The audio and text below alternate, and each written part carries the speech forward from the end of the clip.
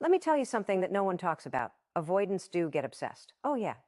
You think they're cold, detached, emotionless? Think again. Because behind that wall they've built, there's one person they cannot stop thinking about. Not the one who chased them, not the one who begged for love, but the one who flipped the script. The one who walked away with their head high, with self-respect, with boundaries so strong it shook the avoidant to their core.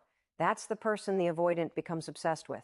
And today, we're going to talk about exactly who that person is and why they hold so much power over someone who spent their whole life running from connection.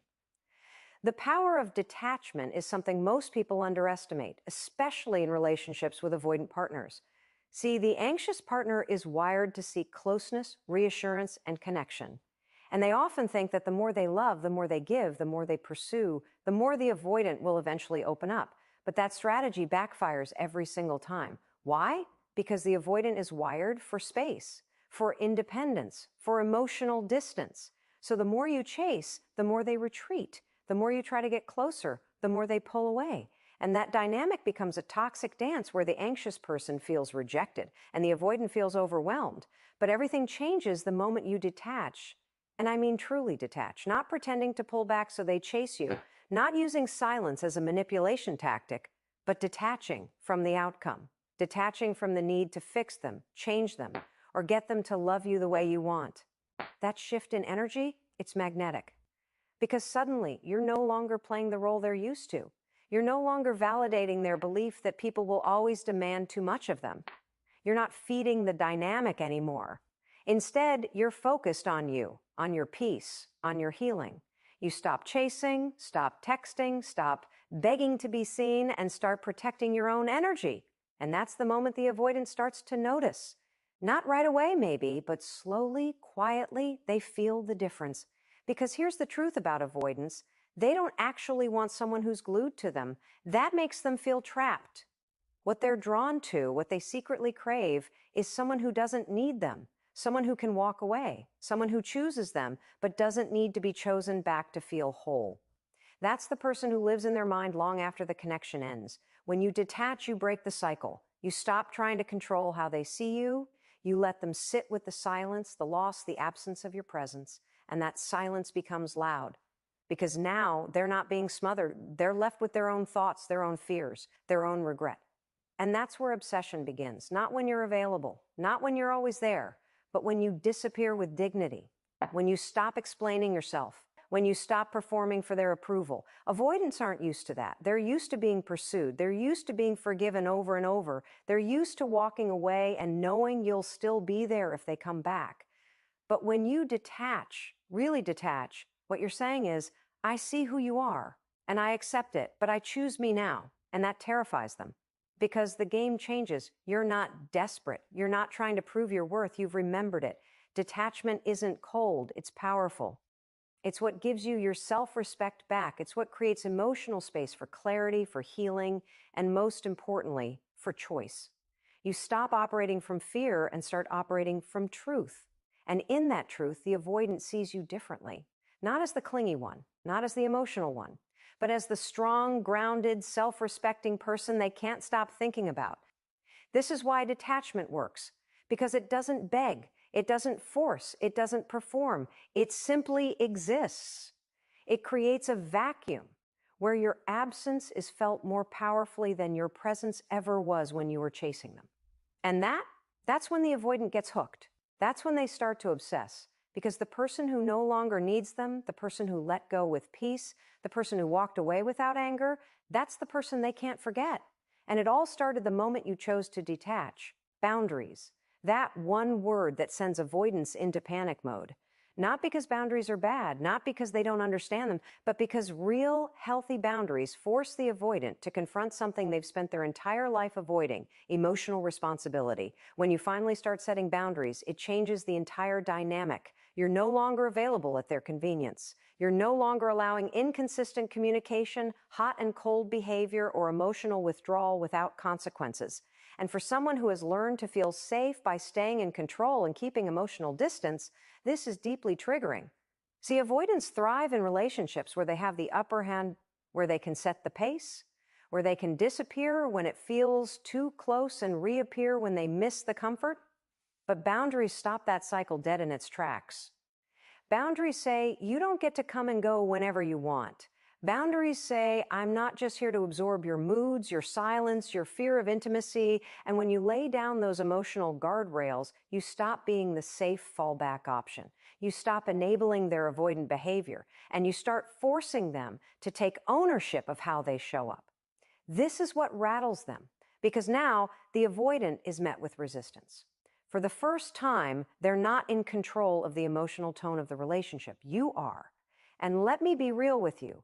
That scares them, because the moment you set a boundary, you're no longer fitting into their narrative that people are suffocating, that connection equals control, or that they can't be themselves in a relationship. Instead, you're showing them a version of love that's not codependent. You're showing them that love doesn't mean self-abandonment. And that kind of stability, it's unfamiliar, it's threatening. It forces them to grow or leave. But here's where it gets interesting. The avoidant may resist your boundaries at first. They may pull away harder. They may test you.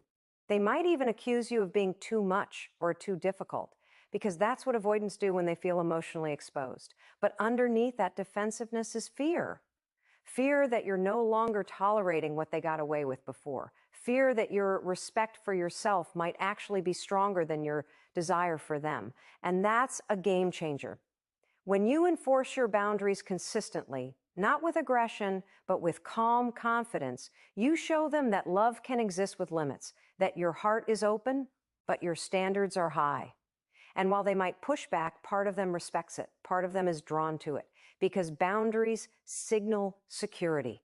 Boundaries say, I'm not afraid to lose you if keeping you means losing myself. And that mindset flips the power dynamic. Avoidants are not used to being with someone who doesn't collapse under their withdrawal. They're not used to someone who doesn't go into panic mode when they go silent. But when you hold your boundary, when you stop over-explaining, when you stop trying to fix the disconnect, they're left with themselves. And that's where the shift happens. They start to question their own patterns. They start to feel the cost of their emotional distance, because your boundary creates consequences. And that consequence is your distance, your silence, your absence. The truth is, boundaries aren't about punishment. They're about protection. Your protection, they're about reclaiming your worth after constantly trying to prove it to someone who wasn't emotionally available. And when you do that, when you draw that line and say, this is what I need, this is what I will and will not tolerate, you're no longer easy to manipulate. You're no longer easy to access. And for the avoidant, that changes everything. They might not admit it. They might not even react right away. But make no mistake, your boundaries leave an impression. They break the pattern. They expose the fear they're hiding under their emotional detachment. And deep down, they know they're either going to have to rise to your level or lose you. That realization doesn't just trigger them, it wakes them up. Most people think the way to win over someone with an avoidant attachment style is to try harder, be more patient, be more understanding, show them you're not going anywhere. But that mindset doesn't work. It only reinforces the exact dynamic that pushes them further away. Because pursuit, no matter how well-intentioned, doesn't create desire in the avoidant. It creates pressure. And pressure is the one thing they've been trained to run from their entire lives. If you want an avoidant to see your value, truly feel your worth, it doesn't come from how much you pursue them. It comes from how deeply you respect yourself. See, respect is what shifts the energy. When you stop chasing, when you stop trying to be enough for them to finally stay, and you start showing up for yourself, everything changes. Respect means you're not texting when you know they're emotionally unavailable. Respect means you're not rearranging your whole life to match their inconsistency. Respect is when you decide your peace matters more than their confusion. And the moment you shift from pursuit to self-respect, the dynamic between you and the avoidant breaks wide open. Avoidants are hypersensitive to control. They perceive emotional closeness as a threat to their independence. So when you're pursuing them, when you're constantly available, constantly initiating, constantly trying to fix what they won't even name, they feel cornered.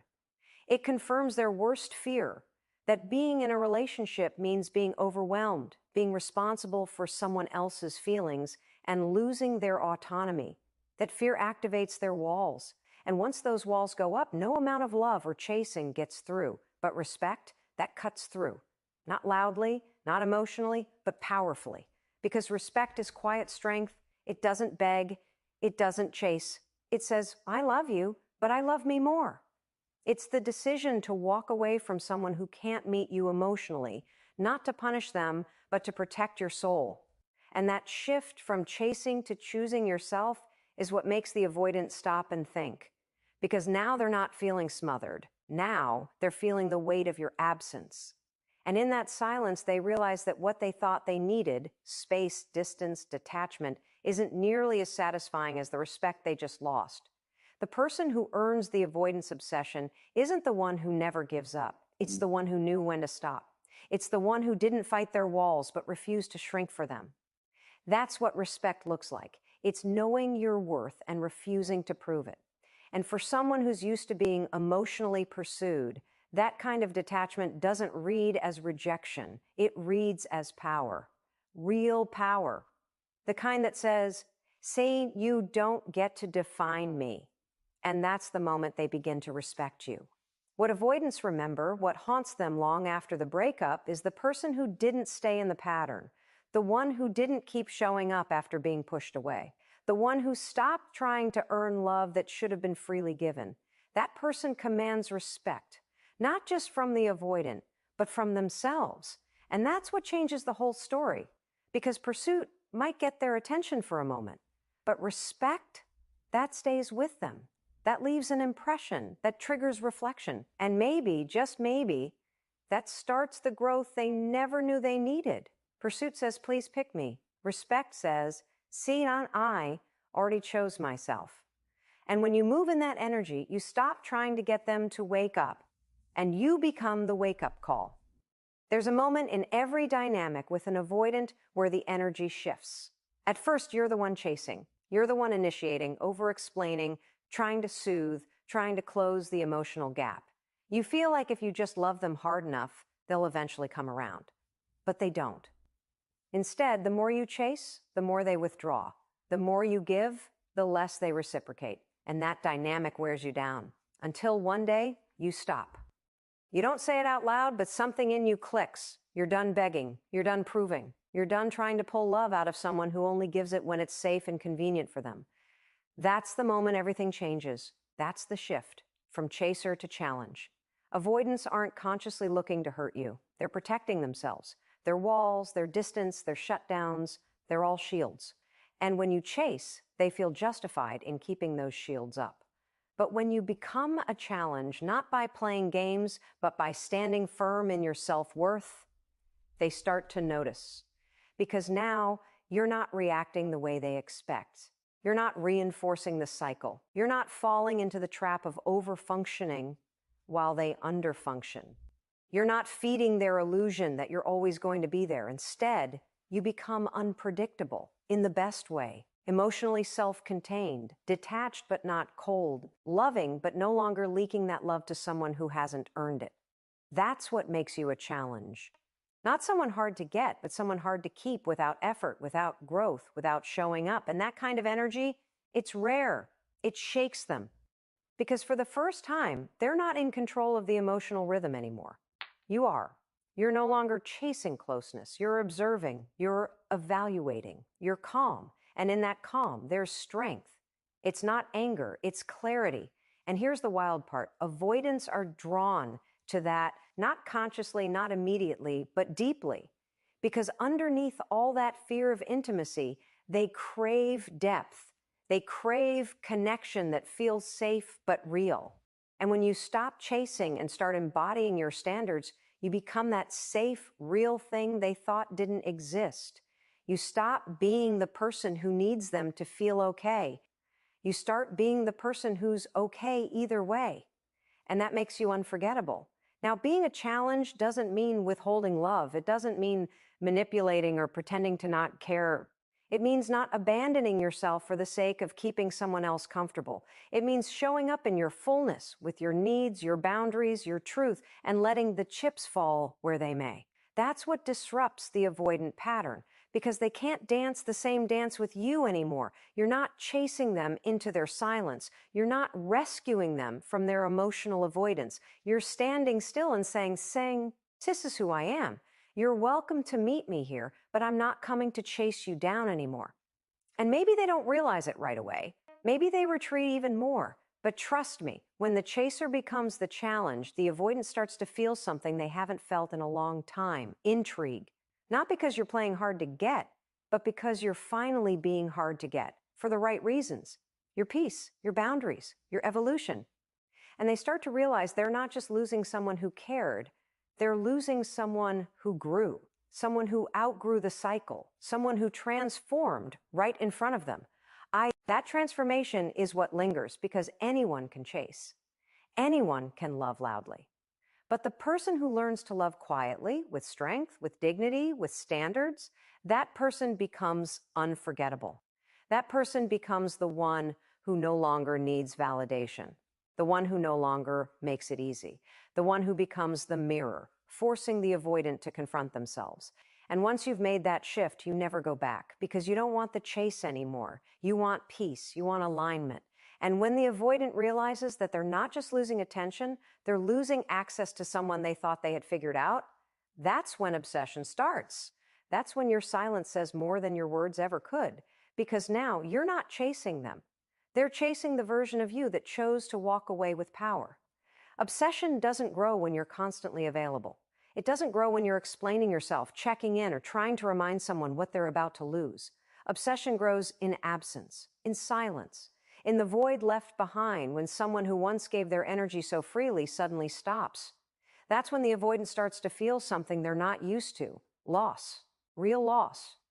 Not the kind they manufacture by pulling away first, but the kind that creeps in after you've gone quiet, after you've stopped performing, after you've stopped fighting for closeness they never reciprocated. That's when your presence becomes louder in its absence than it ever was when you were right in front of them. See, avoidance needs space. That's how they self-soothe. That's how they regulate when intimacy feels like a threat. But what they're not prepared for is when you stop filling that space, when you stop waiting for them to return, when you stop orbiting around their emotional unavailability. That's when the space they thought they needed turns into emptiness. Because the truth is, it wasn't your neediness that pushed them away. It was their fear of closeness. And now, in your absence, they're left with nothing to run from and no one to run to. And here's what most people don't realize: avoidants don't miss you right away. They miss you later, when the silence stretches too long, when the new distractions don't feel like connection, when they start to remember how safe you felt, how steady you were, how deeply you cared without conditions. But now you're gone. You're not reaching out. You're not playing the emotional lifeguard anymore. And that's when obsession sets in, not with who you were when you chased, but with who you became when you stopped. In the absence, they start playing the memories back, not because they want to, but because the mind clings to what was consistent, what was warm, what was emotionally available. You were once the constant, always reaching, always responding, always showing up. But now there's silence. And that silence makes them question everything. Were you really needy? Or were they emotionally unavailable? Was the pressure real? Or were they just terrified of being seen? Those questions don't come when you're still around. They come when you disappear with grace, when you stop defending your worth, when you let them sit in the consequences of emotional distance. Avoidants aren't wired for vulnerability, but they are wired for pattern recognition. And when you break the pattern, when you no longer react to their withdrawal, when you no longer run after them, they feel the shift. And suddenly, the emotional weight they refuse to carry becomes their own. That's when the obsession starts to grow, because now they're chasing closure that doesn't exist. Now they're replaying the connection that ended without a grand finale. You just stopped giving, stopped pushing, stopped proving. And that lack of resolution, that unsettles them more than any fight ever could. This is why your absence is more powerful than your presence ever was during the chase, because in absence, there's mystery, there's space for regret, there's time for reflection. And for an avoidant who has spent their entire life avoiding feelings, reflection can be excruciating, but necessary. They start to remember your laugh, your calm, your loyalty, The way you never asked for too much, only for what was fair. And now they start to wonder, why did I run? Why did I push that away? Why didn't I just let myself receive it? That's the beginning of their obsession, not with controlling you, but with understanding what they lost. So if you're wondering whether they think about you after you walk away, yes. Not because you begged for it, but because you didn't. Because you chose silence over performance, peace over chaos, dignity over desperation. And that energy, that's unforgettable. That's the energy that lives in their head, not just as a memory, but as a lesson. You became the one that got away. Not because you disappeared, but because when they distanced themselves, you didn't follow. You let go. And that, right there, is when the avoidance starts to obsess, because now you're not a memory they can control. You're the standard they can't forget. So here's what you need to hear loud and clear. The avoidant doesn't become obsessed with the one who chased. They become obsessed with the one who changed, the one who stopped fighting for scraps of connection, the one who realized that love isn't proven by persistence, it's proven by presence. And when that presence is no longer available, it hits them hard because your absence holds them accountable in ways your words never could. You stop being the emotional safety net. You stop playing the role of the always available, always forgiving partner. And that shift from chaser to challenge, from overgiver to boundary setter, that's what haunts them. That's what lingers. That's what turns curiosity into obsession. Because now they're not just thinking about what you were. They're thinking about who you became when you realized you deserved better. You didn't lose them. They lost you. They lost someone who was patient, real, loving, and loyal. And while they were busy avoiding closeness, you were learning how to reclaim your power. You were learning that love without respect is just emotional servitude. And when you finally stopped showing up for their comfort and started showing up for your own peace, that's when they started waking up. So if you're sitting there wondering whether they feel your absence, wondering if they're thinking about you, yes. But more importantly, you need to feel your presence. You need to remember who you are when you're no longer chasing validation. Because the real shift isn't about making them obsessed, it's about becoming someone you're obsessed with. Someone who knows their worth, holds their ground, and never begs to be chosen again. Let them wonder, let them regret, let them sit in the silence they created. You've already moved on from proving your value to embodying it. And that's the most powerful move you'll ever make,